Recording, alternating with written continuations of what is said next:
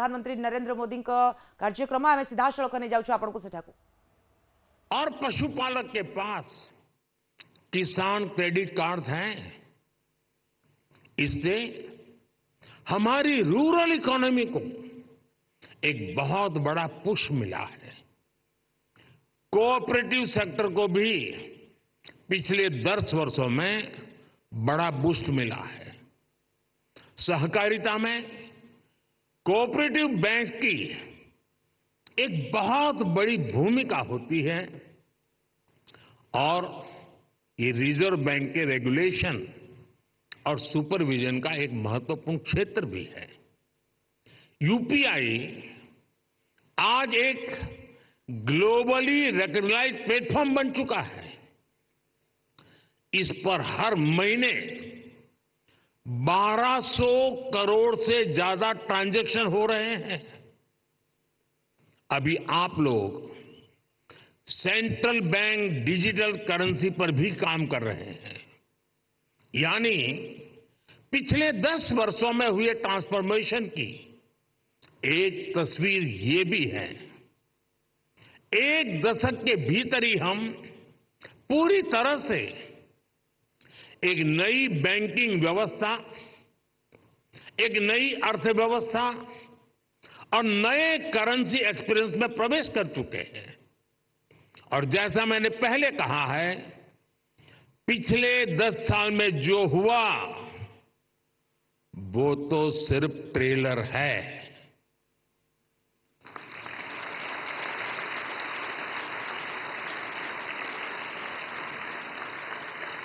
अभी तो बहुत कुछ करना है। अभी तो हमें देश को बहुत आगे लेकर जाना है।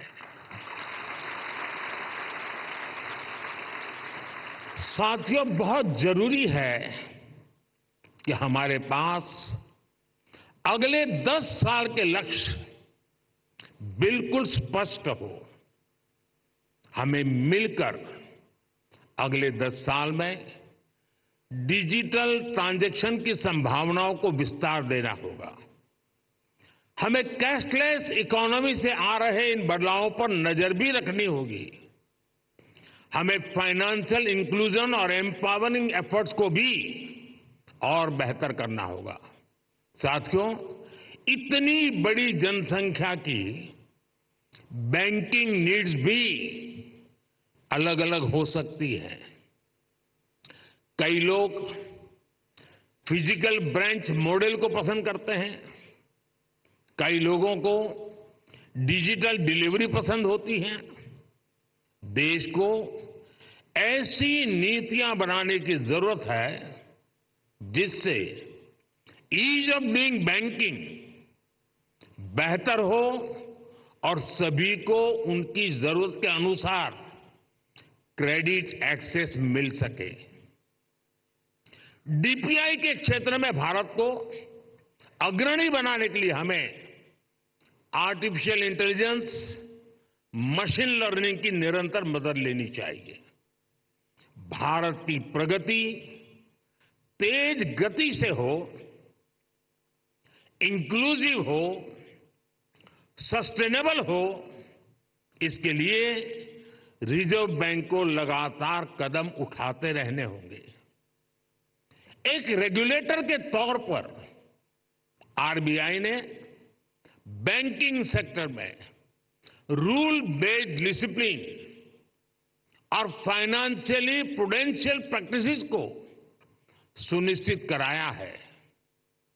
लेकिन इसके साथ ही ये भी आवश्यक है कि आरबीआई विभिन्न सेक्टर्स की भविष्य की जरूरतों का आकलन करते हुए अभी से तैयारी करे, बैंकों को प्रोत्साहित करे, प्रोएक्टिव कदम उठाए। मैं आपको विश्वास दिलाता हूं कि सरकार आपके साथ है।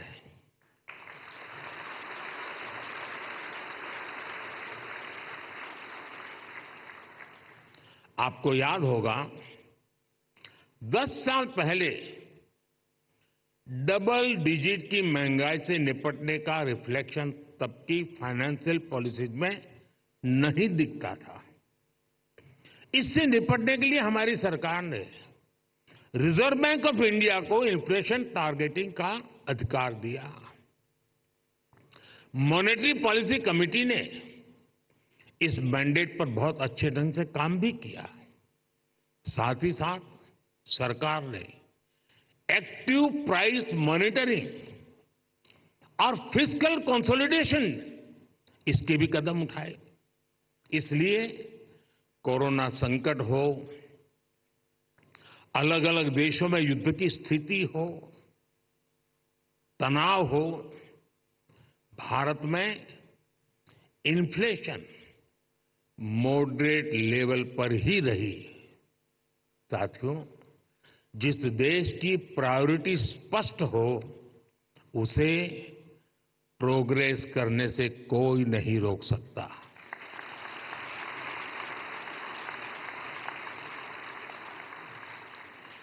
हमने कोरोना के दौरान फाइनेंशियल प्रूडेंस की चिंता भी की और सामान्य नागरिक के जीवन को भी सर्वोच्च प्राथमिकता दी।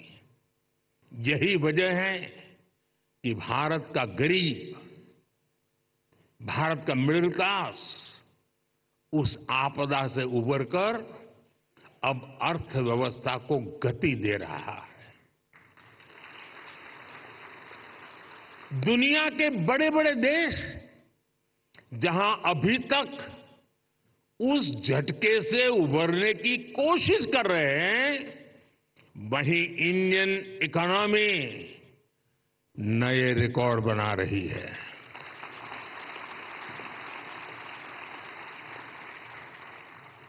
भारत की सफलता को आरबीआई वैश्विक स्तर पर ले जा सकता है। इन्फ्लेशन कंट्रोल और ग्रोथ में एक बैलेंस बनाना किसी भी डेवलपिंग कंट्री की बहुत यूनिक जरूरत होती है।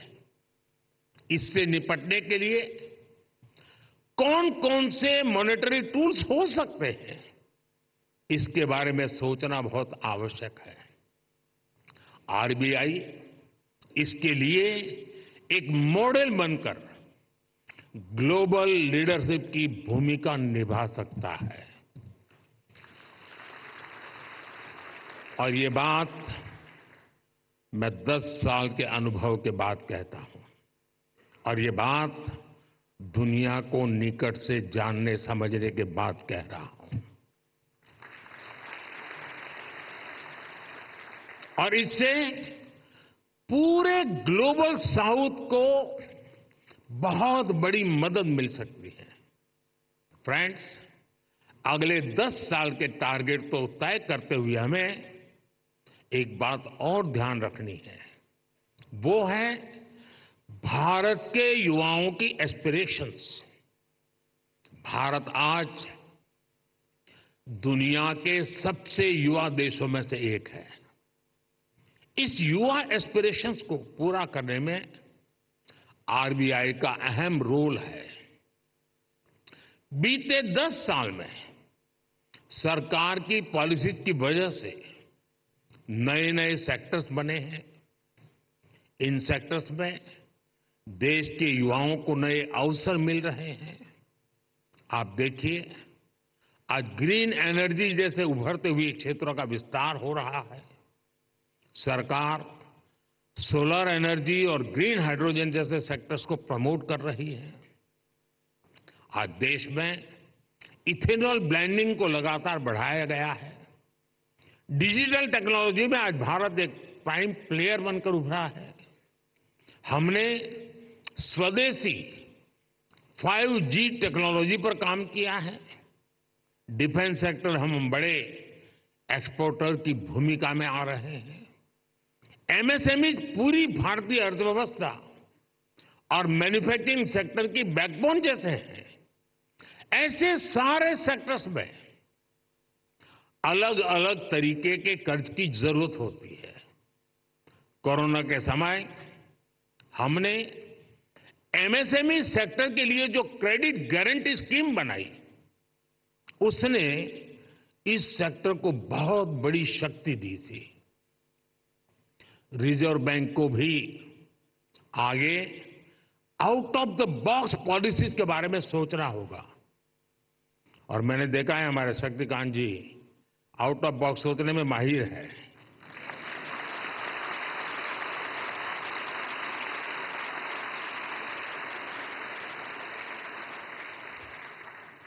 और मुझे खुशी है कि सबसे ज्यादा तालियां इस बात पर पड़ी।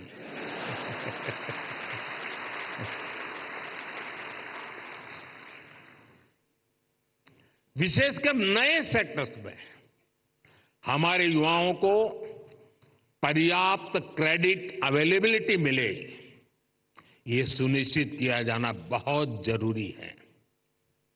साथियों, 21वीं सदी में इनोवेशन का बहुत महत्व रहने वाला है। सरकार इनोवेशन पर रिकॉर्ड इन्वेस्ट कर रही है। आपने देखा है अभी अभी हमने जो इंटरिम बजट दिया उसमें इनोवेशन के लिए 1 लाख करोड़ रुपए का रिसर्च फंड भी बनाया है। कटिंग एज टेक्नोलॉजी पर जो प्रपोजल आएंगे, जो लोग इस क्षेत्र में काम करना चाहते हैं, हम उनके लिए कैसे प्रिपेयर हो ये सोचना बहुत आवश्यक है। और आरबीआई को अभी से सोचना चाहिए कि वो कैसे उनकी मदद करेगा। हमें ऐसे लोग पहचानने होंगे, हमें ऐसी टीम्स बनानी होगी जो परंपरागत कारोबार हैं, जो आने वाले विषय हैं, हमें उन्हें लेकर एक्सपर्टीज डेवलप करनी चाहिए। इसी तरह स्पेस सेक्टर ओपन हो रहा है, इसमें नए नए स्टार्टअप्स आ रहे हैं, तो उनको क्रेडिट के लिए किस तरह का सपोर्ट चाहिए ये हमें देखना होगा। इसी तरह भारत में एक सबसे बड़ा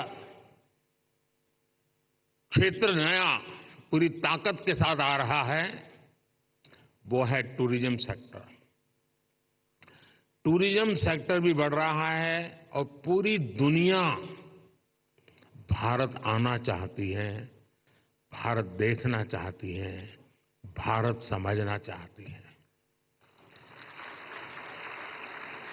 अभी कहीं मैंने पढ़ा था, जो ये टूरिज्म के एक्सपर्ट होते हैं उनका कहा है कि आने वाले वर्षों में रिलीजियस टूरिज्म में दुनिया का सबसे बड़ा कैपिटल अयोध्या बनने वाला है।